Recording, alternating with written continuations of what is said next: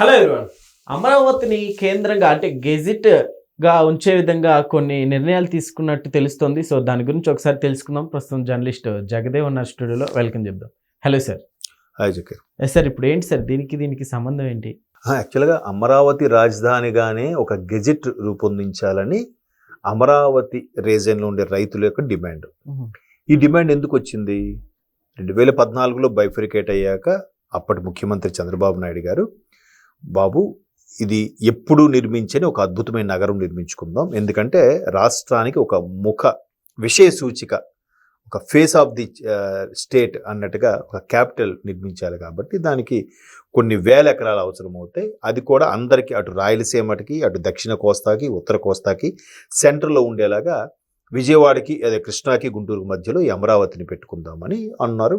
దానికి అప్పుడు ప్రతిపక్ష నేతగా ఉన్న మాజీ ముఖ్యమంత్రి జగన్మోహన్ రెడ్డి గారు కూడా ఒప్పుకున్నారు. తర్వాత అఫ్కోర్స్ ఇది అంతా అనుకుంది, సిఆర్డిఏ పరిధి ప్రకారం నడుస్తున్నాయి.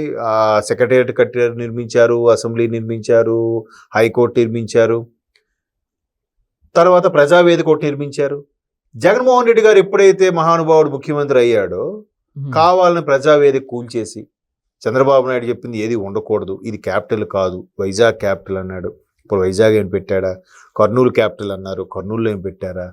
లేదు విజయవాడ అడ్మినిస్ట్రేషన్ అన్నారు, విజయవాడలో ఏం పెట్టారు? ఏమీ లేదు, ఊరికే తాత్సారం చేస్తూ అంటే ఆయన చేసింది ఏది బాగోలేదని చెప్పే ప్రయత్నం అంతే.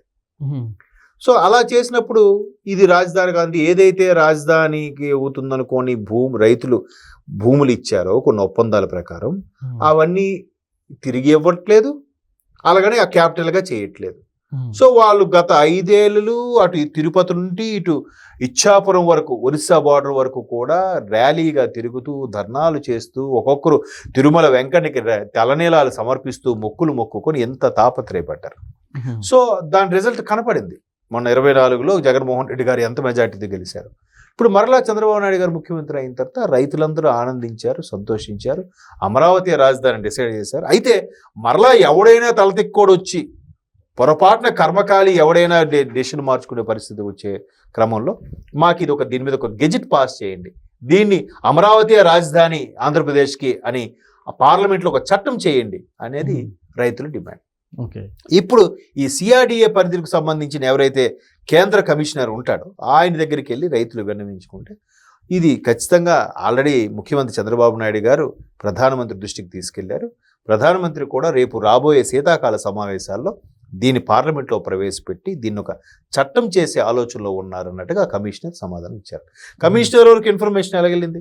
ఆల్రెడీ కూటమిలో జనసేన, టీడీపీ బలంగా ఉన్నాయి కాబట్టి చంద్రబాబు నాయుడు గారు కూడా గొంతెము కోరుకుల్లాగా మాకు సెంట్రల్ మినిస్టర్ ఇవ్వండి, మాకు డిప్యూటీ స్పీకర్ ఇవ్వండి అని అడగకుండా రాష్ట్ర భవిష్యత్తు మేరకు, రాష్ట్ర అభివృద్ధి కొరకు ఏదైతే ఉన్నాయో అవన్నీ సమకూర్చండి చాలు, మీకు ఈ విషయంలో నేను మద్దతు ఇస్తాను అని ఎప్పుడైతే ఎలక్షన్ ముందు ఒప్పందం కుదుర్చుకున్నారో దానికి కట్టుబడి ఎన్డీఏ భాగస్వామ్య పక్షాలు, బీజేపీ ప్రభుత్వం గ్రీన్ సిగ్నల్ ఇచ్చింది. చంద్రబాబు నాయుడు గారికి కూడా అది హ్యాపీయే కదా. 10 ఏళ్ళు ఉమ్మడి రాజధాని అన్నారు హైదరాబాదు, 10 ఏళ్ళు ఉమ్మడి రాజధాని అయినా కూడా కేవలం లేదు, ఇప్పటి నుంచే మనం డే 1 నుంచే రాజధాని నిర్మించుకోవాలి, రాజధానికి ఒక ఎస్టాబ్లిష్ చేయాలనే ఉద్దేశంలో కొంతమంది సెక్రటేరియట్ ఉద్యోగులు అక్కడ అమరావతికి రావడానికి విముఖత వ్యక్తం చేస్తే వాళ్ళ కోసం సౌత్ సెంట్రల్ రైల్వేలతో మాట్లాడి ఒక స్పెషల్ ట్రైన్ కూడా వేయించారు ముఖ్యమంత్రి చంద్రబాబు నాయుడు గారు అప్పట్లో 2014లో. ఇప్పుడు కూడా ఆ ట్రైన్ పొద్దున్న ఉంది. అది ఖచ్చితంగా మంగళగిరిలో ఆగుతుంది, ఎక్కడ ఆగదు, కానీ చాలా లిమిటెడ్ స్టాప్స్, 3-4 స్టాప్స్ ఉన్నాయి. మంగళగిరిలో ఖచ్చితంగా ఆగుతుంది గుంటూరు, ఎందుకంటే కేవలం ఈ సెక్రటేరియట్ ఎంప్లాయీస్ కోసం. ఇంటర్సిటీ సార్, ఇంటర్సిటీ, కరెక్ట్, నా పేరు గుర్తు రాలేదు. ఎందుకే ఇచ్చారు అంటే డే 1 నుంచి కూడా మనం రాజధానికి ఒక్కొక్క రాయ పేర్చుకుంటూ, ఒక్కొక్క ఇటుక పేర్చుకుంటూ క్యాపిటల్ని ఎస్టాబ్లిష్ చేయాలనేది వాళ్ళ ఉద్దేశం. ఈ మహానుభావుడు వచ్చి మొత్తం అది కాదు, వైజాగ్ ఏమైనా వెళ్ళాడా? వైజాగ్ అని తలుచుకుంటే ఎంతసేపు ముఖ్యమంత్రి స్థాయిలో ఉండే వ్యక్తి తలుచుకుంటే నెల రోజులు బిల్డింగ్ లేపగాడు. దాన్ని బోరుగులు కొట్టించారుగా ఋషికొండ, దాన్ని అదేదో ఈయన ఇల్లు కట్టుకుని అక్కడే ఉండొచ్చుగా. ఈ తాడేపల్లి నిజంగా అమరావతి రీజన్లో ఉండే తాడేపల్లి కానీ ఈయనకి ఇష్టం లేకపోతే ఇక్కడ ఎందుకు స్టే చేయాలి? ఇక్కడే ఆయన ఇంట్లోనే, ఆయన ఛాంబర్లోనే, ఆయన కాన్ఫరెన్స్ రూమ్లోనే మొత్తం సెక్రటేరియట్గా నడిపించుకునే పరిస్థితి ఎందుకు తేవాలి? ఎప్పుడు సెక్రటేరియట్కి వెళ్ళే ఆయన ఆ గదిలో నుంచే సమావేశాలు, గదిలో నుంచే మీటింగ్లు, గదిలో నుంచే సమీక్షలు అన్నీ ఎక్కడేనట. మరి ఇష్టం లేనప్పుడు అక్కడ ఎందుకు ఉండాలి? వైజాగ్ వెళ్ళిపోవచ్చు కదా. ఇలాంటి చాలా విషయాల్లో పొరపాట్లు జరిగితేనే ఒక్కొక్కరుగా దెబ్బేస్తూ వచ్చారు. సో ఇప్పుడు ఏదైతే అమరావతి మరలా రైతుల కోసం, రైతుల ఒప్పందాల మీద వాళ్ళకు ప్లాట్లు వేరే దగ్గర భూమి కేటాయించడం, వాళ్ళ కుటుంబ సభ్యులకు ఉద్యోగాలు ఇవ్వడము, ఏవో రకరకాల అడ్జస్ట్మెంట్లు ఉన్నాయి.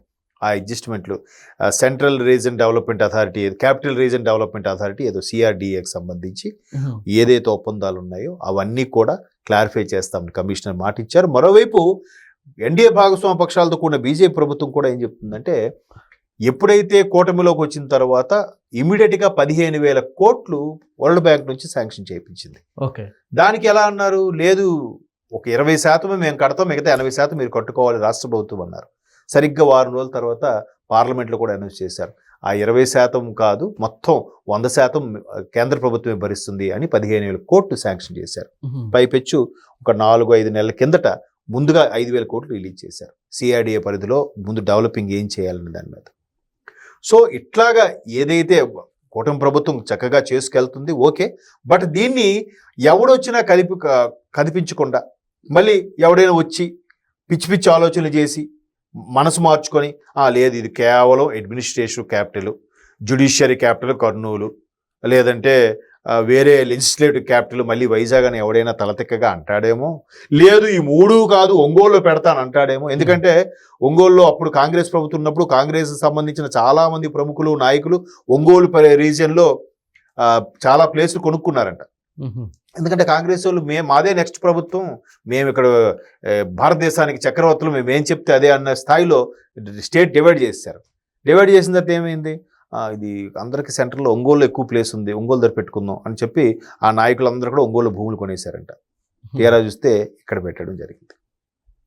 సో అలాగ మరలా ఎవడైనా ఒంగోలుకు వైపు మొగ్గు చూపి అలాగే ఏమైనా జరుగుతాయేమో, ఎవడు మనసు ఎప్పుడు మారుతుందో ఎలా ఉంటుందో తెలియదు. ఒకవేళ మనసు మారకపోయినా ఏదో రాజకీయ కుట్ర పన్ని వీళ్ళని ఏదో చేసేసే పరిస్థితి వస్తే అలాంటప్పుడు ఇబ్బందులు రాకుండా ఉండడం కోసం రైతులు పట్టుబట్టారు. దాని మీద ఒక గెజిట్ పాస్ చేయండి, పార్లమెంట్లో చట్టం చేయండి అనే విధంగా, అది కూడా CRDA లిమిట్స్కి అనుసరించే చేయమని రిక్వెస్ట్ చేసే నేపథ్యంలో కమిషనర్ హామీ ఇచ్చారు. రేపు శీతాకాల సమావేశాల్లో మోదీ గారు కూడా దీన్ని ప్రవేశపెట్టబోతున్నారు, మనం చూస్తాం.